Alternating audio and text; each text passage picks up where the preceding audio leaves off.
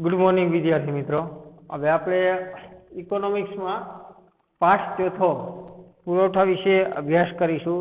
તો આપણે જોઈએ સૌપ્રથમ પ્રસ્તાવના કે બજાર આધારિત અર્થતંત્રમાં માંગ પુરવઠાના પરિબળો વસ્તુની કિંમતનું નિર્ધારણ કરવામાં અગત્યનો ભાગ ભજવે છે। જો ફરીથી કે બજાર આધારિત અર્થતંત્રમાં માંગ પુરવઠાના પરિબળો વસ્તુની કિંમતનું નિર્ધારણ કરવામાં અગત્યનો ભાગ ભજવે છે। એટલે કે જે વસ્તુની માંગ છે એ વસ્તુની પુરવઠા અને વસ્તુની કિંમત પર અગત્યનો ભાગ ભજવે છે। હવે તો કે માટે માંગને સમજવા સાથે પુરવઠાને સમજવો પણ જરૂરી છે। તો કે બજારમાં વિવિધ ચીજવસ્તુની માંગ થતી હોવાથી આ ચીજવસ્તુનો પુરવઠો પણ બજારમાં આવવો જરૂરી છે। વસ્તુની માંગમાં જેમ ફેરફાર થતા રહે તેમ વસ્તુના પુરવઠામાં પણ ફેરફાર થતા રહે। જો બજારમાં વિવિધ ચીજવસ્તુની માંગ થતી હોવાથી આ ચીજવસ્તુનો પુરવઠો પણ બજારમાં આવવો જરૂરી છે। એટલે કે બજારમાં આપણે જોઈએ શિયાળામાં, ઉનાળામાં અને ચોમાસામાં જુદી જુદી પ્રકારની વસ્તુની માંગ જોવા મળે છે। જેમ કે ઉનાળામાં તો કે સુતરાઉ કાપડ, શિયાળામાં ગરમ કાપડ અને ચોમાસાની અંદર તો કે રેનકોટ અને છત્રીનો ઉપયોગ કે જેવી વસ્તુની માંગનું એકમનું પ્રમાણ વધારે પ્રમાણમાં જોવા મળે છે। હવે તો કે જુદા જુદા સમયે જુદી જુદી માંગ અને પુરવઠો જોવા મળે। તેવી જ રીતે જુદી જુદી કિંમતે વસ્તુનો પુરવઠો પણ જુદો જુદો હોય। જો હરેક જગ્યાએ એક વસ્તુની સરખી કિંમત હોતી નથી। અમુક જગ્યાએ એવું બનતું હોય કે જે ઇજારો આપણે કહી શકાય, જે અમુક જગ્યાએ એવું બનતું હોય કે એક વસ્તુની જુદી જુદી કિંમત હોઈ શકે, પણ જ્યાં કિંમત જુદી જુદી હોઈ શકે ત્યાં પુરવઠો પણ જુદો જુદો હોઈ શકે। તો હવે પુરવઠા અને જથ્થાનો અર્થ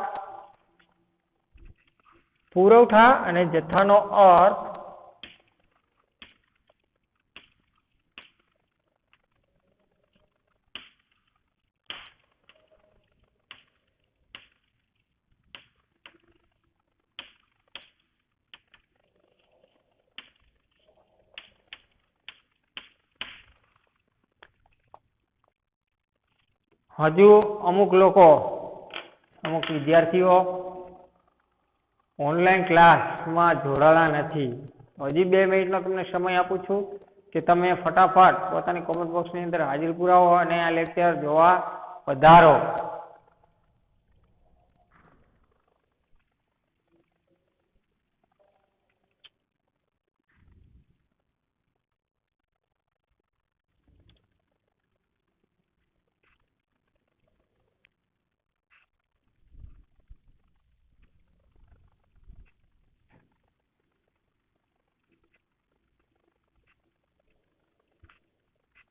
હવે તો કે પુરવઠા અને જથ્થાનો અર્થ તો આપણે જોઈએ કે પુરવઠો અને જથ્થો, તો પુરવઠો કોને કહેવાય અને જથ્થો કોને કહેવાય?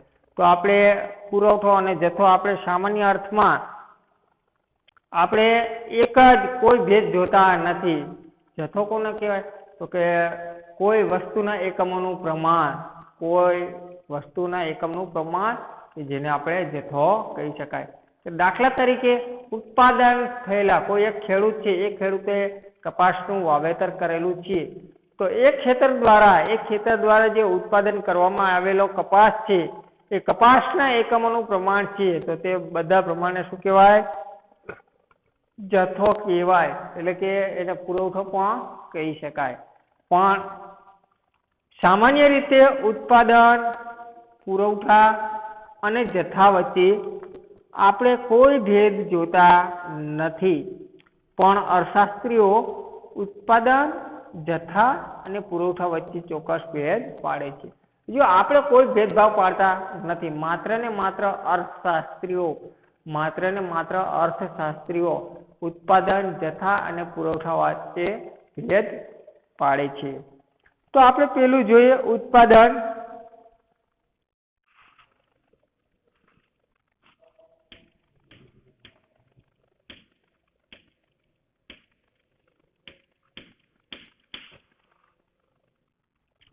तो कि ચોક્કસ સમયે ઉપલબ્ધ સાધનો દ્વારા ચોક્કસ સમયે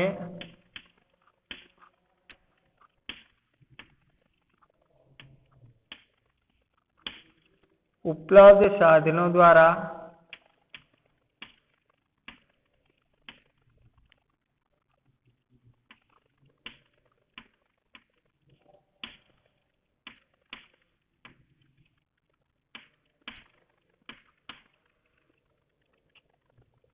જેટલા પ્રમાણમાં વસ્તુઓ ઉત્પન્ન થાય જેટલા પ્રમાણમાં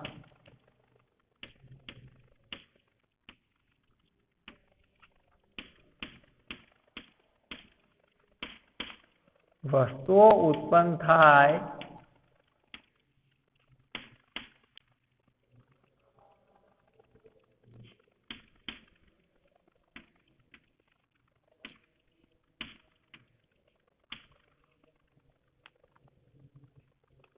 તે ઉત્પાદન છે તે ઉત્પાદન છે હવે તો કે ઉત્પાદન એ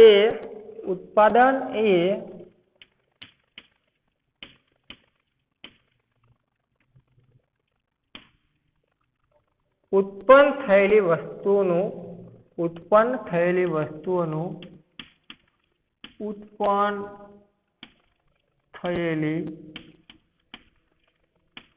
વસ્તુઓનું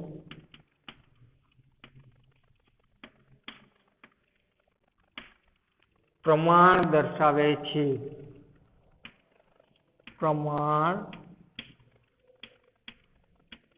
દર્શાવે છે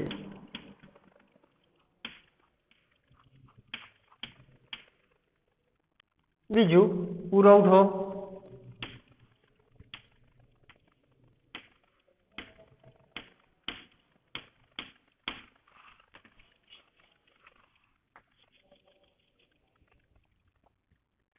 ચોક્કસ સમયે અને કિંમતે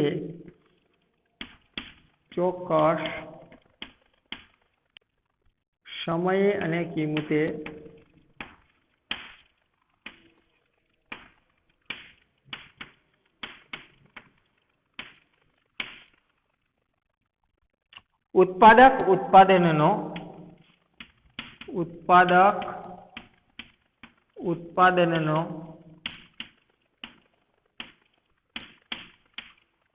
જે ભાગ વેચવાની ઈચ્છા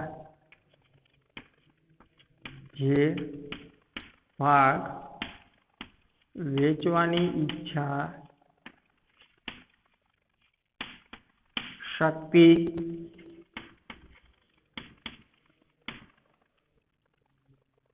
અને તૈયારી દર્શાવે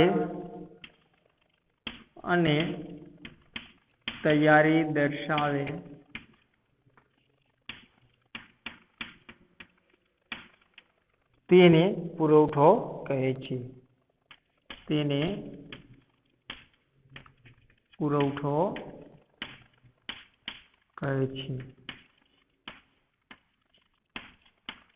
ત્રીજું સ્ટોક એટલે કે જથ્થો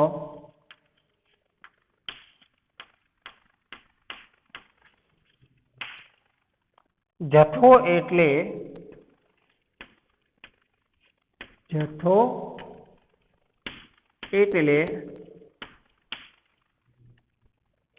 વસ્તુના કુલ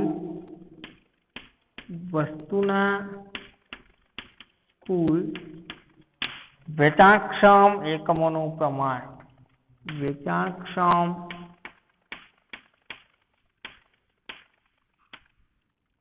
એકમોનું પ્રમાણ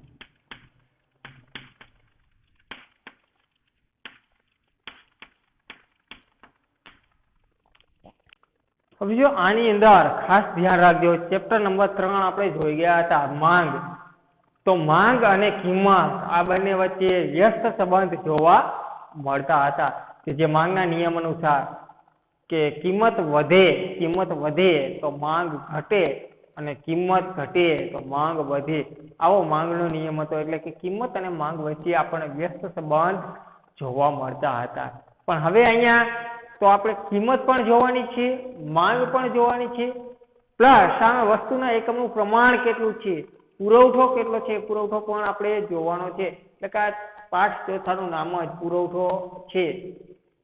તો હવે અહીંયા કિંમત અને પુરવઠા વચ્ચે કેવો સંબંધ છે એ આ ચેપ્ટરની અંદર આપણે અભ્યાસ કરવાનો છે. તો આ આગલા મુદ્દામાં એ પણ આવશે. પણ હવે પુરવઠો કોને કહેવાય એને સૌપ્રથમ આપણે સમજીએ તો કે પુરવઠા અને જથ્થાનો અર્થ આપણે કોઈ ભેદ રાખતા નથી. આપણે તો પુરવઠો અને જથ્થો એક સમાન જ ગણી છીએ.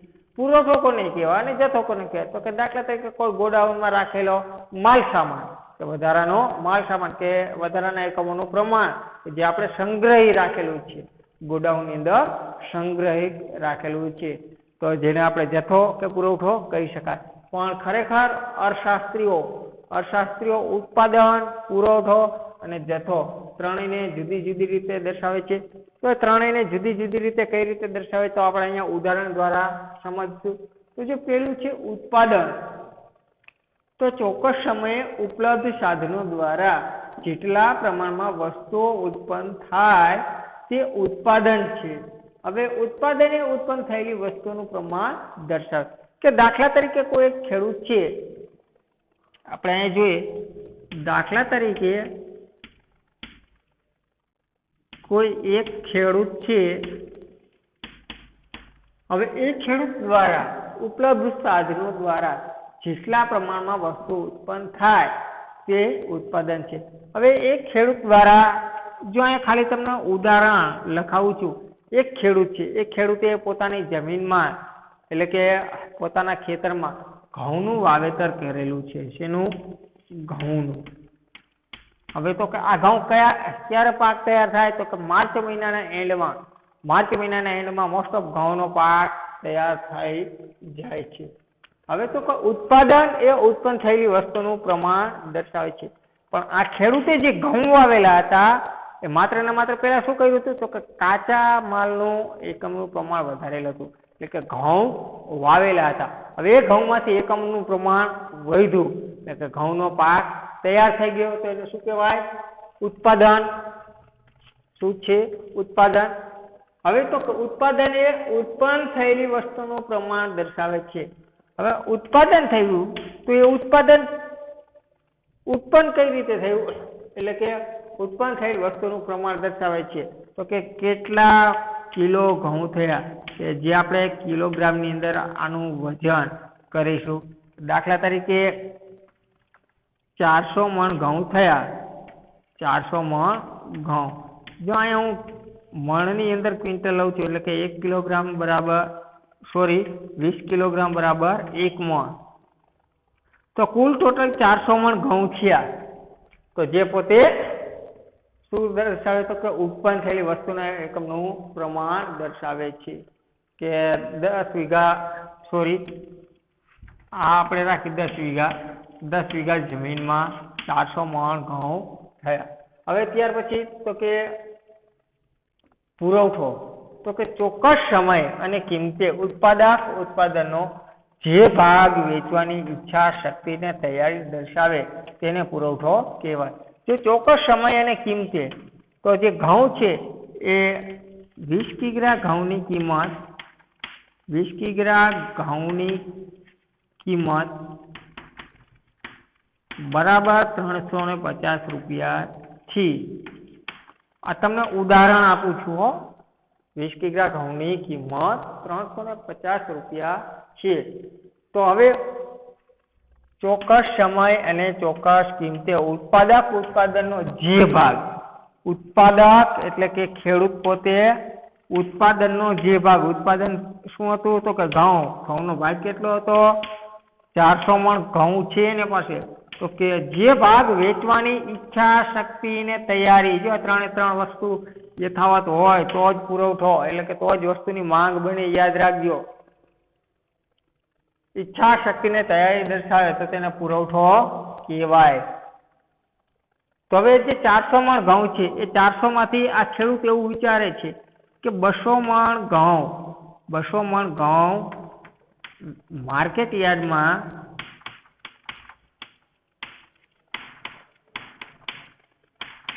વેચવા માટે મૂકેલા છે. વહેંચવા માટે મૂકેલા છે. હવે તો કે આ ખેડૂત પાસે કેટલા મણ ઘઉં વધશે? 200 મણ, કારણ કે એને કેટલો ભાગ વેચ્યો, અને ભાગ કેટલો વેચ્યો તો કે 200 મણ ઘઉં એને 200 મણ ઘઉં માર્કેટ યાર્ડમાં વેચવા માટે મૂકેલા છે. તો જે ભાગ વેચવાની ઈચ્છા શક્તિને તૈયારી દર્શાવે છે તેનો પુરવઠો કહેવાય. તો આ ખેડૂત છે એ ખેડૂતે કેટલો પુરવઠો માર્કેટ યાર્ડમાં આપ્યો ગણાય?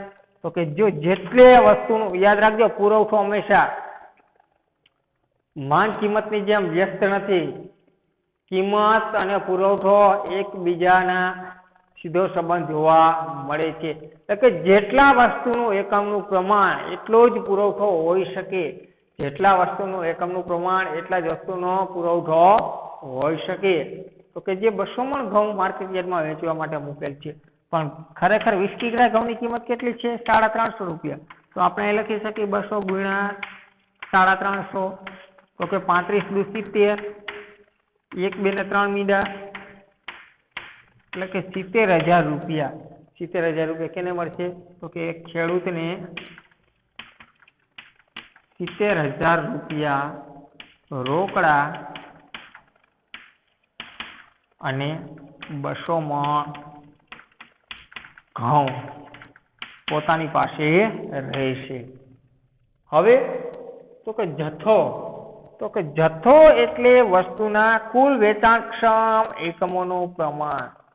જથ્થો એટલે વસ્તુના કુલ વેચાણક્ષમ એકમોનું પ્રમાણ. એટલે કે કેટલા મણ ઘઉં હતા? તો કે 400 મણ ઘઉં હતા. 400 માંથી વેચવા કેટલા મૂક્યા? 200. તો 400 માંથી 200 જાય એટલે કેટલા વધ્યા? તો કે 200 મણ ઘઉં વધ્યા. હવે જે આ 200 મણ ઘઉં આવ્યા, જે 200 મણ ઘઉં આવ્યા એને શું કહેવાય? તો કે એકમોનું પ્રમાણ. તો જે આપણે શેમાં ગણાવી? તો કે ખેડૂત પોતાની પાસે 200 મણ ઘઉં રાખશે તો એ શું દર્શાવે? જથ્થો. તો આમ અર્થશાસ્ત્રીઓ ઉત્પાદન, પુરવઠો અને જથ્થાને જુદી જુદી રીતે દર્શાવે છે, પણ જે આપણે આપણી ભાષામાં તો કે એક સમાન ઉપયોગ કરી છે, કે એક રીતે સમજી છીએ. હવે તો કે વેચવાની તૈયારી, એટલે કે વેચવાની ઈચ્છા શક્તિ અને તૈયારી દર્શાવે. તો જેના ત્રણ વિશે આપણે અભ્યાસ કરી.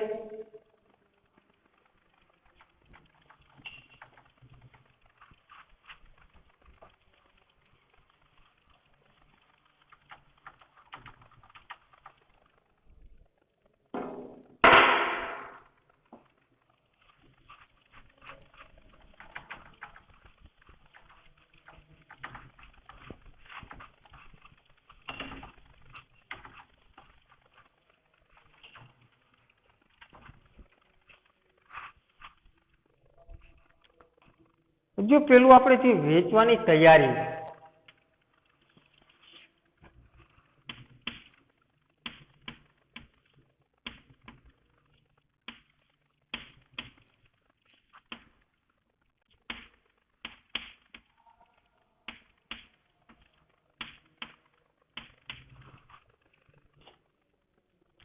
તો કે કોઈ ઉત્પાદક કે વેપારી પાસે વસ્તુનો જથ્થો હોય, કોઈ ઉત્પાદક કે વેપારી પાસે વસ્તુનો જથ્થો હોય તો તે પુરવઠો કહેવાતો નથી.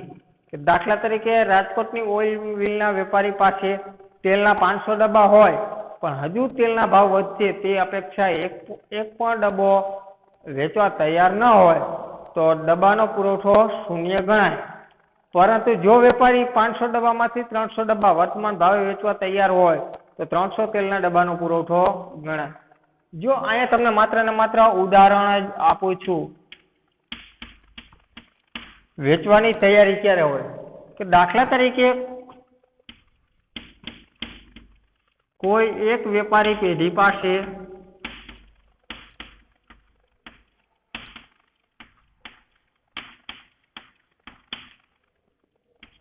$500 તેલના ડબ્બા છે.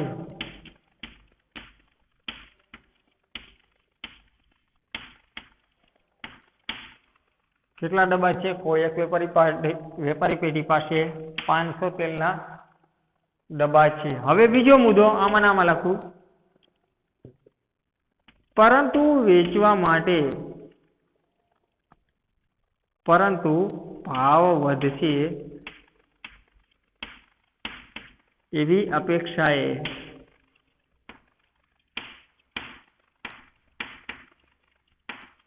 વેપારી પેઢી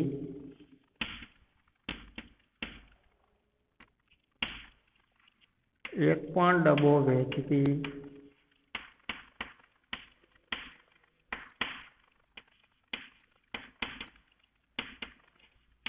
નથી. ત્રીજો મુદ્દો, જો વર્તમાન સમયમાં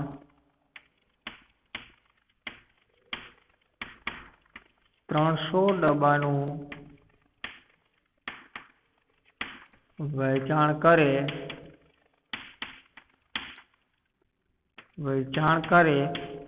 તો 300 ડબ્બાનો પુરવઠો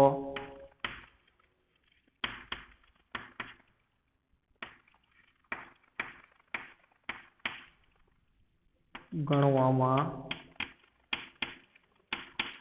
આવે છે.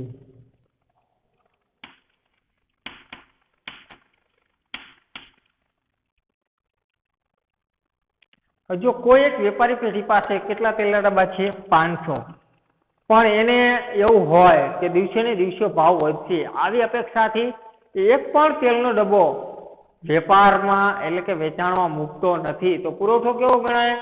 તો કે 500 માંથી એક પણ ડબ્બો એ વેચતો નથી, તો પોતાની પાસે જથ્થો કેટલો રહે? તો કે 500 એ 500. વેચાણ માટે કેવું જાય? તો કે 0. તો પુરવઠો કેવો ગણાય? 0. આ જથ્થો કહેવાય અને પુરવઠો. તેને વેચવા માટે કાંઈ મૂક્યું છે નહીં. તો હવે તો કે વર્તમાન સમયમાં જે ભાવ ચાલે છે એ ભાવની અંદર એને કેટલા ડબ્બાનું વેચાણ કર્યું? 300 ડબ્બાનું વેચાણ કર્યું. તો એના પાસે કેટલા હતા? 500 ડબ્બા હતા, માઇનસ કેટલા ડબ્બાનું વેચાણ કર્યું? 300 ડબ્બાનું વેચાણ કર્યું. વધ્યા કેટલા ડબ્બા? 200 ડબ્બા જે વેપારી પેઢી પાસે રહેશે, તો આને શું કહેવાય? જથ્થો. કેટલો જથ્થો રહેશે? હવે આને 300 ડબ્બાનું જે વેચાણ કર્યું તો આને શું કહેવાય? પુરવઠો. જો પુરવઠો શા માટે કહેવાય? તો કે જેટલા વસ્તુના એકમનું પ્રમાણ બજારની અંદર વેચવા માટે મૂકે એટલા જ વસ્તુના એકમનું પ્રમાણ પુરવઠામાં માપી શકાય, એટલે કે એટલા જ વસ્તુના એકમના પ્રમાણને પુરવઠો કહી શકાય. હવે ત્યાર પછી આપણે જોઈએ વેચવાની શક્તિ.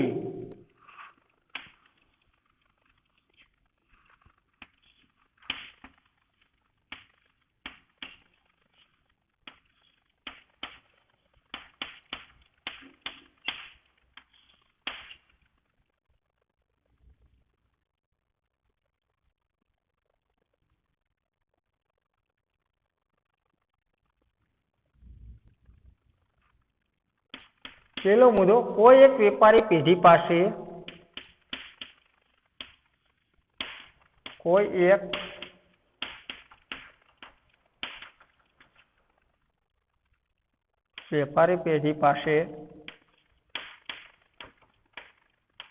એક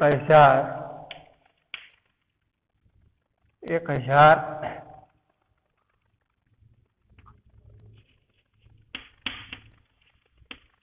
ઓઇલના બેરલ છે. કોઈ એક વેપારી પેઢી પાસે સોરી, તમને બીજું ઉદાહરણ નથી આપવું, આનું જ ઉદાહરણ આપી એટલે કે તમને સમજવામાં સરળતા રહી. કોઈ એક વેપારી પેઢી પાસે 500 તેલના ડબ્બા છે. હવે એ વેપારી પેઢી 1000 ડબ્બાનું